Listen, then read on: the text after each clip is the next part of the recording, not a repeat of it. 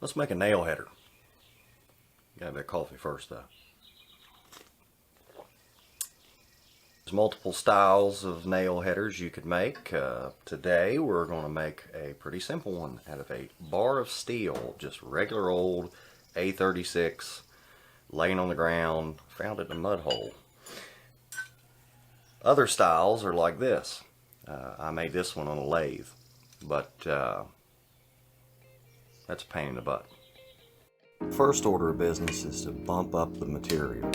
This is to increase the thickness and provide better support for the nail head as you hammer down on it.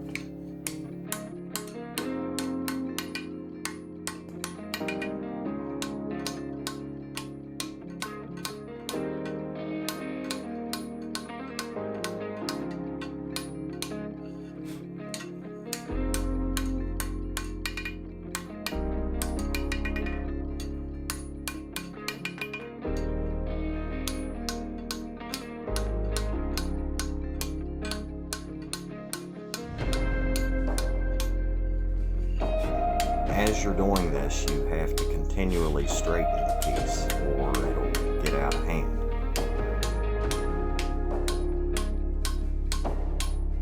It has a tendency to want to bend forwards, backwards, and side to side. You have to constantly adjust this.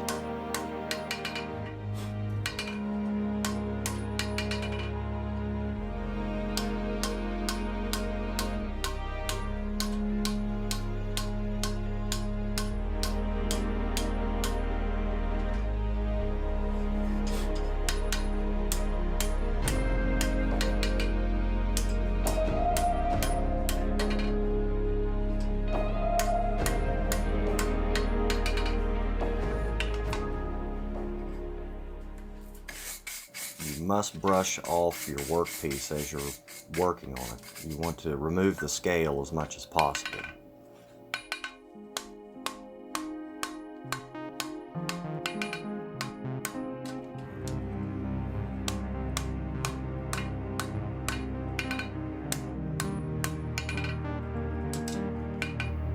As you're hammering down on it, you'll notice a fish mouth sort of appearance starts to happen on the end of the bar. To correct this, you just have to hammer straight down like you did when you were bumping up, but rock back and forth so as to push the corners back into itself.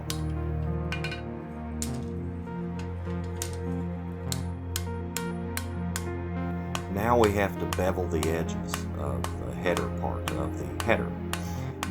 This is to provide an area for your hammer to create a higher angle of attack on the nail head.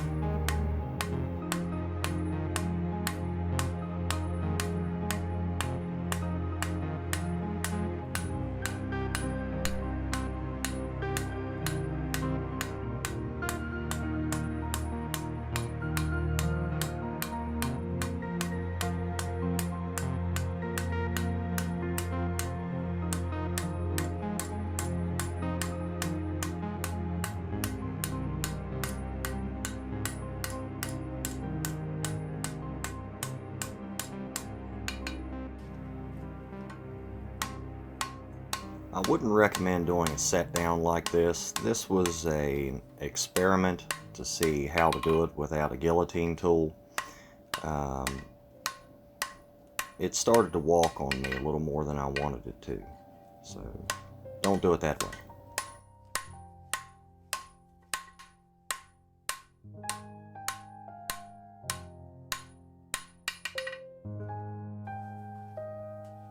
Here I'm putting the piece in the vise to upset the shoulders into something a little bit more neat and even.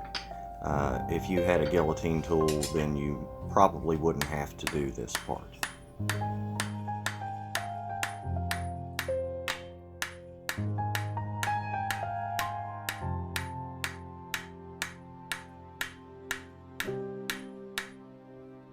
Drawing out took so long, I decided to do a time lapse to cover most of it.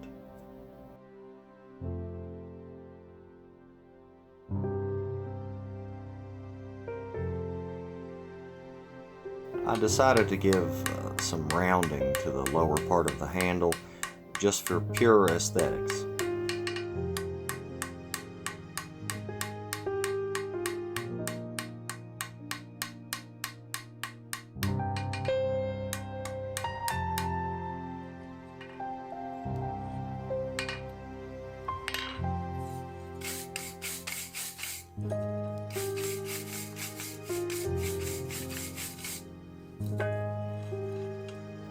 Now we must taper the end of the handle to a fairly sharp point so as to create a hook later on.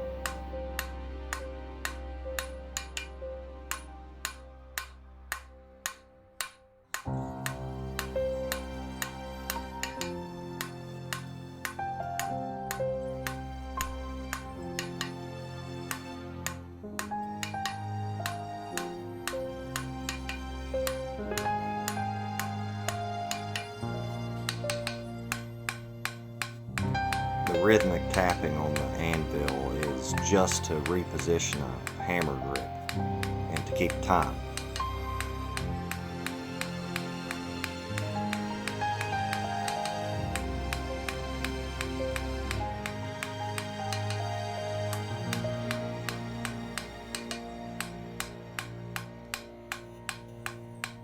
Now's the time to straighten and clean up your hammer blows.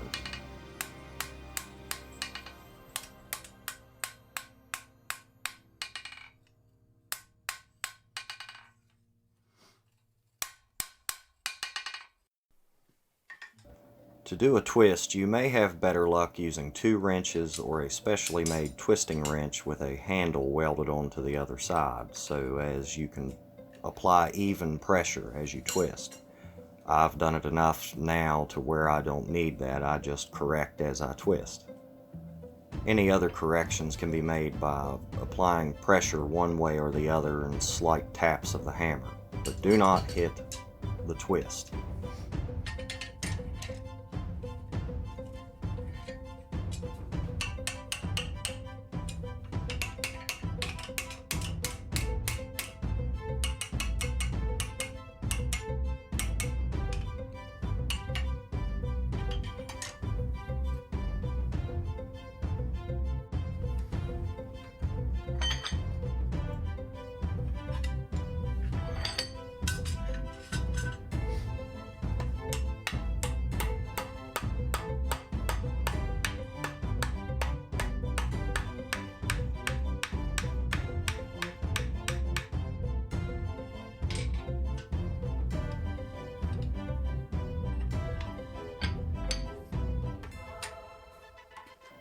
As you can see here, I burnt the material very slightly.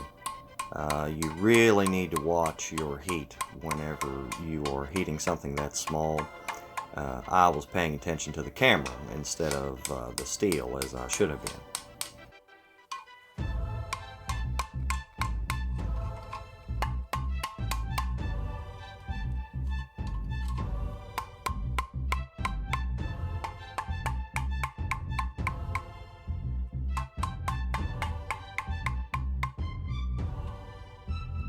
If you don't know this already, it's always a better idea to center punch where you're going to be drilling.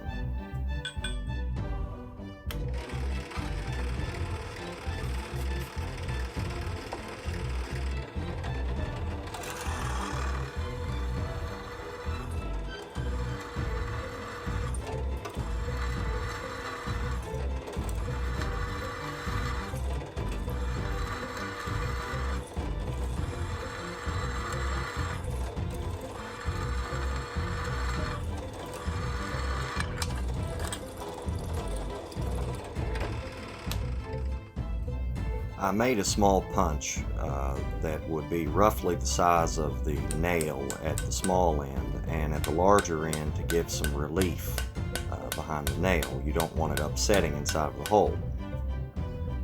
This punch must be driven in from the back.